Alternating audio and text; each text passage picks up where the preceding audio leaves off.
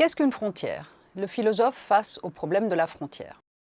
Alors comment introduire ce sujet?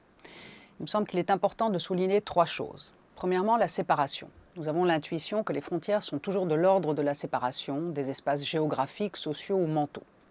Nous y réfléchissons de manière binaire, intérieur-extérieur, nous, eux, blanc-noir, sacré-profane, gauche-droite, etc.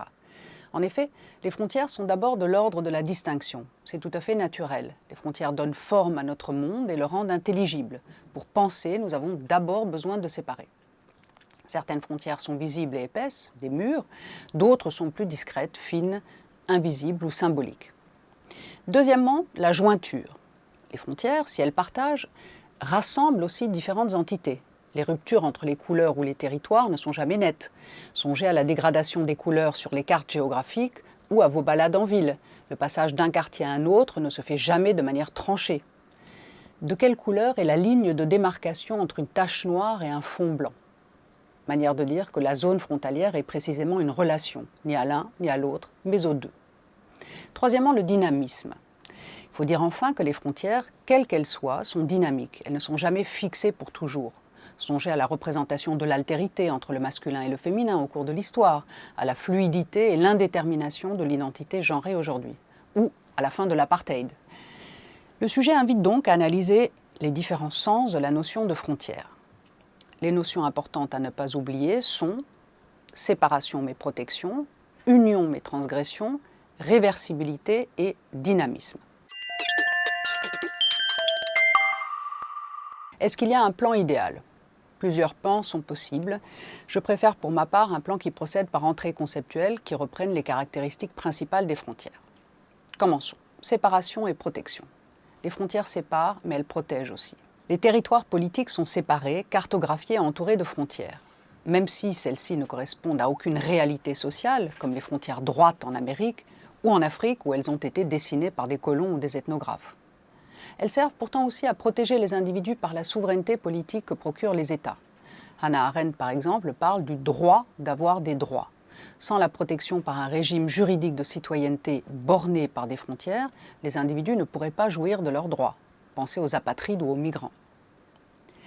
L'activité de partition a également des effets sociaux, lorsqu'elle s'accompagne de pulsions exclusives, lorsqu'elle vise des groupes d'individus identifiés par leur identité spécifique, elle peut conduire à ce qu'on a appelé la stigmatisation, en bref une essentialisation des entités sociales et une hiérarchisation entre un nous intérieur loué et un eux extérieur dévalorisé.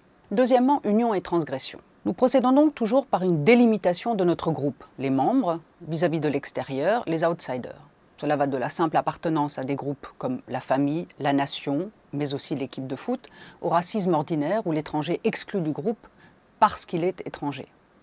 Il y a un épisode intéressant que Durkheim raconte, c'est l'épisode du train.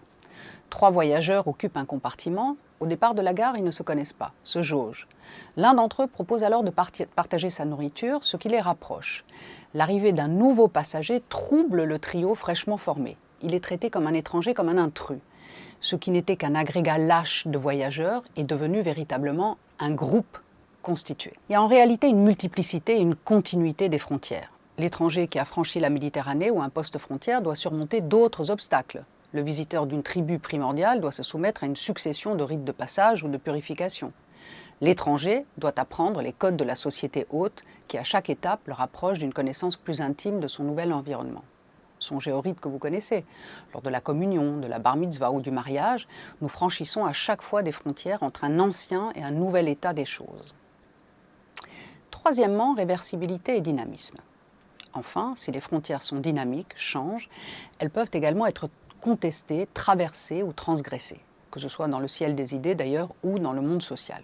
Dans la science, par exemple, comme le montre Bachelard, les obstacles épistémologiques sont des frontières qui paraissent aller de soi, mais qui finissent par inhiber la connaissance. Il faut alors opérer une rupture épistémologique en transgressant les frontières de nos représentations usuelles. Galiléo, par ailleurs, a redéfini la science, par exemple, en faisant éclater l'ancienne vision du monde. Dans l'art, l'artiste qui inaugure un nouveau courant, les impressionnistes, les modernistes, les expressionnistes, doivent se défaire d'anciens carcans traditionnels pour fonder un nouvel ordre qui finit lui-même le plus souvent par devenir classique.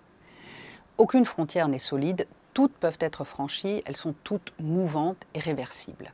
Pensez à ce qu'il était possible de dire et de faire autrefois, par rapport à ce qui est permis aujourd'hui. Il n'y a plus de vérité officielle, ni un seul Dieu, paraît-il.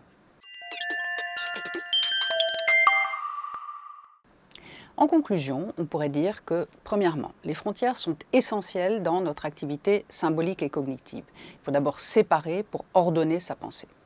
Deuxièmement, les frontières symboliques et sociales correspondent à une manière d'ordonner spatialement notre monde social et nous permettent de nous orienter dans celui-ci. Enfin, le tracé des frontières précède la définition du contenu. Les frontières sont premières, les choses viennent ensuite. Elles ne sont jamais données a priori.